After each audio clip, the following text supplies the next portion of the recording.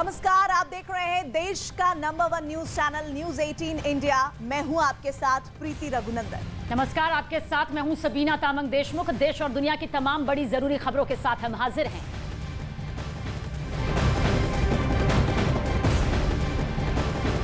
हिजाब विवाद को लेकर ईरान में विरोध प्रदर्शन लगातार जारी है। सरकार और प्रशासन की सख्ती के बाद भी प्रदर्शनकारी रुकने का नाम नहीं ले रहे हैं। ईरान से हिजाब को लेकर शुरू हुआ ये प्रदर्शन दूसरे देशों में भी फैल चुका है।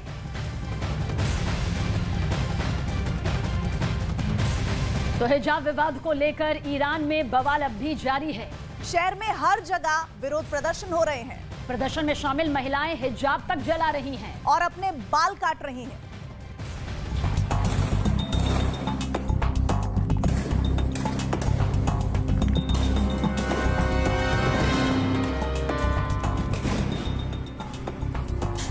हिजाब के खिलाफ चल रहे आंदोलन के बीच ये तस्वीर भी सामने आई, जहां एक ईरानी महिला अपने भाई की कब्र पर बाल काटती नजर आई और सरकार के खिलाफ अपना गुस्सा दिखाया। इस महिला का भाई महसा अमीनी की हत्या के विरोध में हुए आंदोलन में मारा गया था। वहीं दूसरी तरफ एक और तस्वीर सामने आई, जहां ईरान की पुलिस प्रदर्शन में शामिल लोगों को जबरन जेल में फेंकती नजर आई। इन लोगों को अलग अलग इलाकों से पकड़कर लाया गया था और फिर इन्हें बड़ी ही बेरहमी के साथ जेल में ठूस दिया गया। राजधानी तेहरान भी इन विरोध प्रदर्शनों से अछूती नहीं है। ईरान पुलिस की बड़ी कार्रवाई के बाद भी तेहरान के पास बोहरदश्त और कारज में लोग सड़कों पर उतरे और हंगामा किया, साथ ही जबरदस्त नारेबाजी भी की।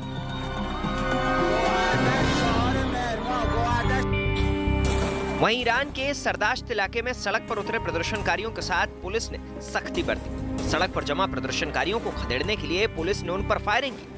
बताया गया कि इस दौरान कई प्रदर्शनकारी गोली लगने से घायल हो गए। वहीं दूसरी तरफ ईरान की सड़कों पर प्रदर्शन जारी रहा। प्रदर्शनकारियों ने यूनिटी के नारे लगाए और साफ तौर पर कहा कि वो इस्लामी गणराज्य नहीं चाहते। हिजाब विवाद को लेकर ईरान में शहर शहर प्रदर्शन हो रहे हैं, जिससे निपटना पुलिस और प्रशासन के लिए बड़ी चुनौती साबित हो रहा है।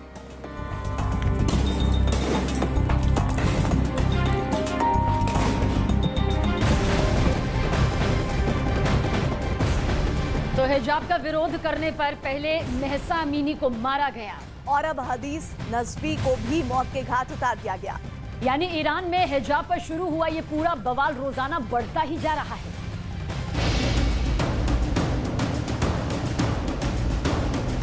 हिजाब पर शुरू हुए विरोध को दबाने के लिए ईरान की पुलिस अब कत्लेआम पर उतारू हो गई है। पहले महसा अमीनी को गोली मारी गई और अब 20 साल की हदीस नजफी को गोलियों से छलनी कर दिया गया। हिजाब के खिलाफ आंदोलन में नई पोस्टर गर्ल बनी हदीस नजफी का विरोध ईरान सरकार को रास नहीं आया। हिजाब के खिलाफ नदीस का वीडियो वायरल होने के बाद वो सरकार और ईरानी सिक्योरिटी फोर्स के निशाने पर आ गई। अपने वीडियो की वजह से वो सरकार के लिए खतरा बनती जा रही, लिहाजा उसे हमेशा हमेशा के लिए खामोश कर दिया गया। ईरानी सिक्योरिटी फोर्स ने 6 गोलियां मारकर उसकी जान ले ली। हिजाब को लेकर ईरान के कई शहरों में इसके खिलाफ प्रदर्शन जारी है और अब तक कई लोगों की मौत हो चुकी है। और आइए अब आपको बताते हैं आखिर हदीस नजफी के साथ हुआ क्या था। ईरान में चल रहे हिजाब विरोधी प्रदर्शन की हदीस अगुवाई कर रही थी। ईरान के कुराज शहर में एक प्रदर्शन चल रहा था जिसमें हदीस भी मौजूद थी। प्रदर्शन के वक्त हदीस ने हिजाब नहीं पहना हुआ था। बताया गया कि विरोध दर्ज कराने के लिए हदीस ने पुलिस के सामने ही अपने बाल खोल दिए थे। हदीस ने जैसे ही अपने बाल खोले, ईरान पुलिस ने हदीस पर गोलियां बरसानी शुरू कर दी। इतना ही नहीं, हदीस को पुलिस ने 6 गोलियां दागी। गोली लगने के बाद अफरा तफरी देखने को मिली तो वहीं हदीस ने दम तोड़ दिया।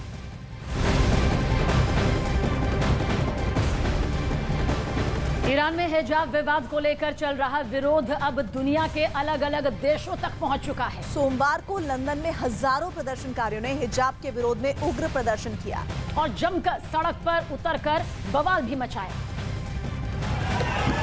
हिजाब विरोध की चिंगारी लंदन तक पहुंच गई, जहां हिजाब के खिलाफ प्रदर्शन के नाम पर सड़कों पर जमकर बवाल हुआ। इस दौरान प्रदर्शनकारियों और पुलिस के बीच झड़प भी हो गई। कुछ पुलिसकर्मी प्रदर्शनकारियों के बीच से एक लड़के को पकड़कर ले जा रहे थे। तभी भीड़ से निकलकर एक नकाबपोश लड़के ने उन पर हमला कर दिया और लात घूंसों की बरसात कर दी। इस दौरान कुछ और प्रदर्शनकारियों ने भी उस पर धावा बोल दिया। अचानक हुए इस हमले से वहां मौजूद पुलिसकर्मी पूरी तरह से बेबस और लाचार नजर आए। इस दौरान सड़क के दोनों तरफ जैम भी लगे, लेकिन हिजाब के खिलाफ विरोध कर रहे प्रदर्शनकारियों का उत्पात बढ़ता ही जा रहा था।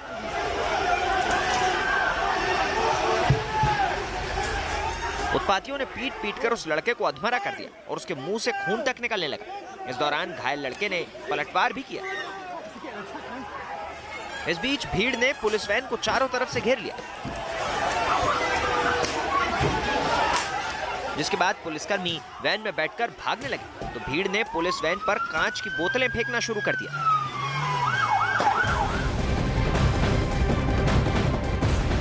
ईरान में अब तक हुए हिंसक प्रदर्शन में 50 लोगों की जान जाने का दावा किया जा रहा है। ईरान में हिजाब के खिलाफ आंदोलन का ग्लोबल असर क्या कुछ होने जा रहा है, इस रिपोर्ट के जरिए आप देखें। अमेरिका के अटलांटा में ईरानी मूल के लोगों ने तेहरान में बैठी सरकार के खिलाफ प्रदर्शन किया है। This government, we don't want this government. This is a dictatorship. There is no freedom for women. There is no freedom of practicing religion. There is no freedom of.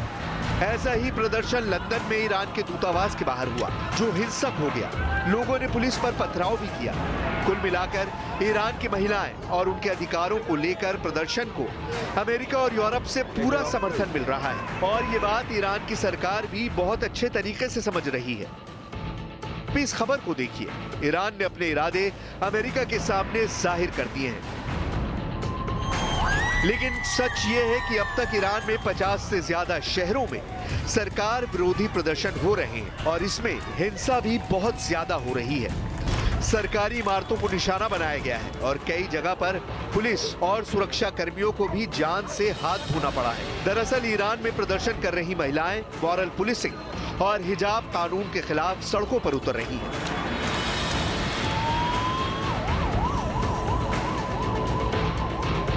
वो हिजाब पहनने को तैयार नहीं, ना ही बाल ढकना चाहती है। महसा अमीनी की मौत के बाद शुरू हुआ यह हंगामा पूरे ईरान को अपनी चपेट में ले चुका है।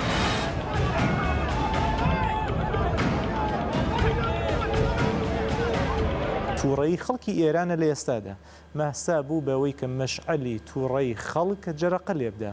بۆچی بۆ نمونە دوایەوەی کە مەحسا بە خاکەس پێدرێت کۆماری ئیسلامی سعی کرد جەنازەی مەحسا بە شەو بە مەخفیانە بێ ئەوەی کە خەڵک ئاگادار کرێتەوە بخاتە ژێر خۆڵ.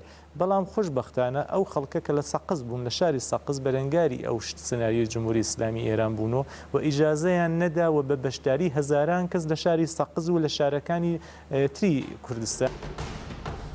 लेकिन इसके उलट एक तस्वीर ऐसी भी है जो ईरान की सरकार के लिए राहत बनकर आई है। ईरान में ऐसी महिलाओं का प्रदर्शन भी तेज हो गया है जो हिजाब के समर्थन में और वो ईरान की सरकार के साथ खड़ी हुई नजर आ रही हैं। ऐसे में ईरान की सरकार का ये इल्जाम है कि इन सभी प्रदर्शनों को उग्र रूप देने और उसको ईरान की सत्ता के खिलाफ इस्तेमाल करने के पीछे पश्चिमी देश खासकर अमेरिका है।